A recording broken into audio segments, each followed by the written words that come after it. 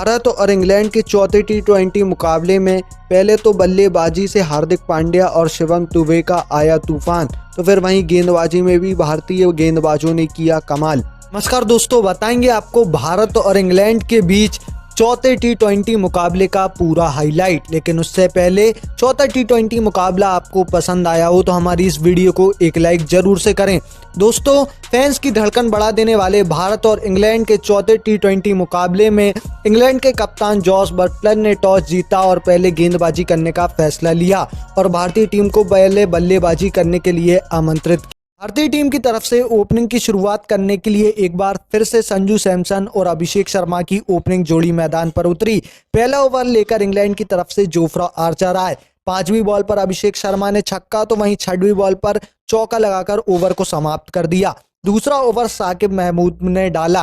पहली ही बॉल पर संजू सैमसन को ब्राइडन कार्स के हाथों कैच आउट करा दिया। संजू सैमसन 3 गेंदों पर 1 रन बना पाए और भारतीय टीम का 12 रनों पर पहला विकेट गिर गया था।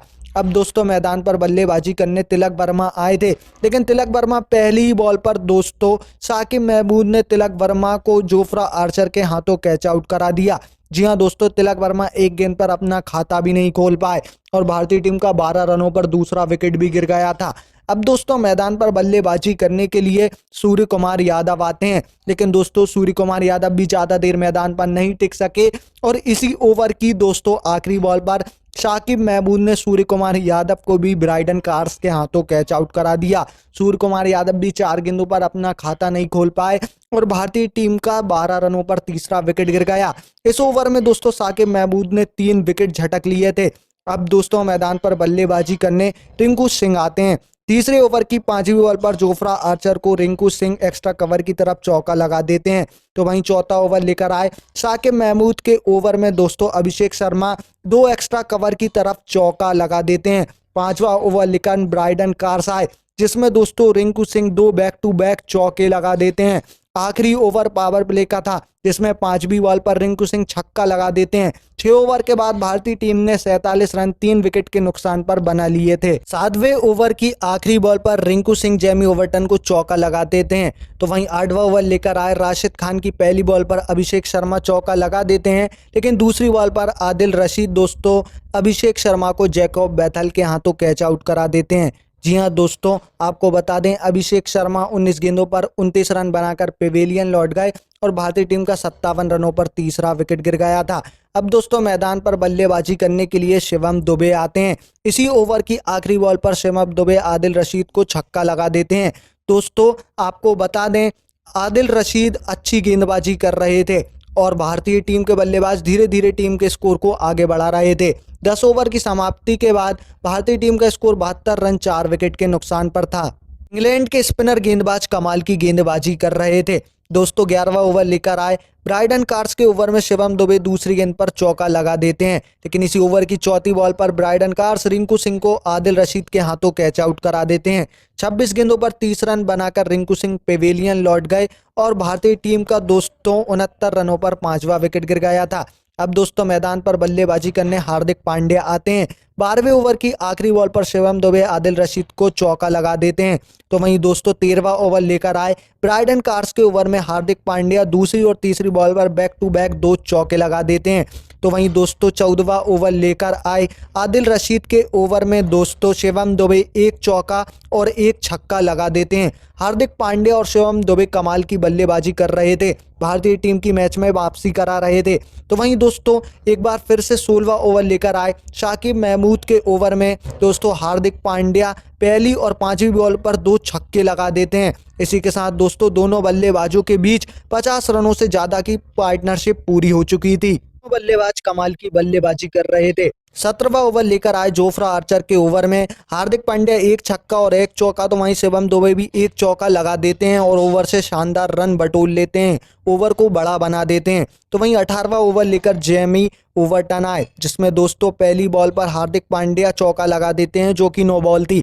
उसके बाद दोस्तों हार्दिक पांड्या एक और छक्का लगाकर अपना अर्धशतक पूरा कर लेते हैं। इसी ओवर की तीसरी बॉल पर शिवम दुबे भी चौका लगा देते हैं, लेकिन इसी ओवर की आखिरी बॉल पर Jamie Overton Overton Hardik Pandya को दोस्तों बटलर के हाथों कैच आउट करा देते हैं। हार्दिक पांड्या 30 गेंदों पर 53 रन बनाकर पेवेलियन लौट गए और भारतीय टीम का 167 रनों पर 6वां विकेट गिर जाता है।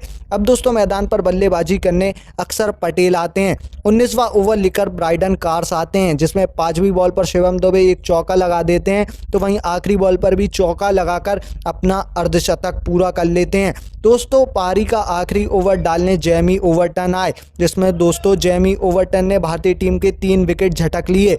जी हां दोस्तों, अक्षर पटेल, अर्शदीप सिंह और दोस्तों शिवम दुबे को आउट कर दिया, जिसके बदौलत दोस्तों भारतीय टीम 20 ओवर के बाद 181 रन 9 विकेट के नुकसान पर बना पाई। इंग्लैंड के सामने 182 रनों का लक्ष्य रखा। लक्ष्य का पीछा करने के लिए इंग्लैंड की तरफ से फिलिप सॉल्ट और बेन डकेट की ओपनिंग जोड़ी मैदान पर उतरी।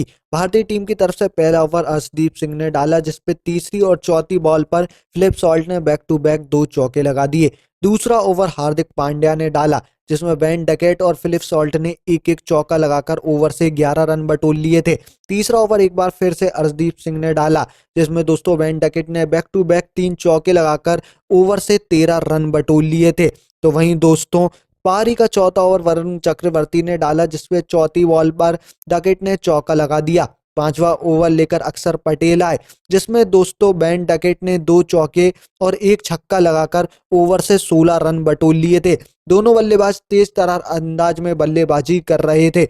6वां ओवर लेकर रवि बिश्नोई आए। तीसरी बॉल पर फिलिप सॉल्ट ने चौका लगा दिया था, लेकिन इसी ओवर की आखिरी बॉल पर रवि बिश्नोई ने बेन डकेट को सूर्य कुमार यादव के हाथों कैच आउट करा दिया। बेन डकेट 19 गेंदों पर 39 रन बनाकर पेवेलियन लौट गए और इंग्लैंड की टीम का 62 रनों पर पहला विकेट गिर गया था। अब दोस्तों मैदान पर बल्लेबाजी करने के लिए जॉस बटलर आए। दोस्तों भारतीय स्पिनर गेंदबाज कमाल की गेंदबाजी कर रहे थे। स्पिनर गेंदबाजों ने इंग्लैंड की रनगति पर लगाम लगा दिया था। 7वें ओवर में अक्षर पटेल ने 5वीं बॉल पर फिलिप को बोल्ड कर दिया। फिलिप सॉल्ट 21 गेंदों पर 23 रन बनाकर पेवेलियन लौट गए और इंग्लैंड का 65 रनों पर दूसरा विकेट गिर गया था। अब दोस्तों मैदान पर बल्लेबाजी करने हैरी ब्रूक आए थे, लेकिन दूसरी तरफ बल्लेबाजी कर रहे जॉस बटलर को 8वें ओवर की तीसरी बॉल पर रवि बिश्नोई ने हर्षित राणा के हाथों कैच आउट करा दिया। जॉस बटलर 3 गेंदों पर 2 रन बनाकर पेवेलियन लौट गए और इंग्लैंड का 67 रनों पर तीसरा विकेट गिर गया था। अब दोस्तों मैदान पर बल्लेबाजी करने के लिए लियाम लिविंगस्टन आए। 9वें ओवर की दूसरी बॉल पर ब्रूक ने एक शानदार चौका लगा दिया था, लेकिन स्पिनर गेंदबाज कमाल की गेंदबाजी कर रहे थे। 10 ओवर के बाद इंग्लैंड का स्कोर 86 रन 3 विकेट के नुकसान पर था। अभी भी इंग्लैंड की टीम को जीत के लिए 60 गेंदों पर 96 रन चाहिए थे। 11वां ओवर लेकर आए अक्षर पटेल की चौथी बॉल पर ब्रूक ने चौका लगा दिया, लेकिन 12वां ओवर लेकर आए हर्षित राणा ने दूसरी बॉल पर लिविंगस्टन को सैमसन के हाथों कैच आउट करा दिया। जी हाँ दोस्तों, लियाम लिविंगस्टन 13 गेंदों पर 9 रन बनाकर पेवेलियन लौट गए और इंग्लैंड का 95 रनों पर चौथा विकेट गिर गया था। अब दोस्तों मैदान पर बल्लेबाजी करने के लिए जैकब बैथल आते हैं। दोस्तों 13वें ओवर की तीसरी बॉल पर वरुण चक्रवर्ती को ब्रूक ने चौका लगा दिया था। तो वहीं 14वां ओवर लेकर हर्षित राणा आए, जिसमें दोस्तों हर्षित राणा को ब्रूक ने चौथी और 5वीं बॉल पर 2 बैक टू बैक छक्के लगा दिए। तो वहीं आखिरी बॉल पर एक चौका लगाकर ओवर से 18 रन बटोर लिए थे।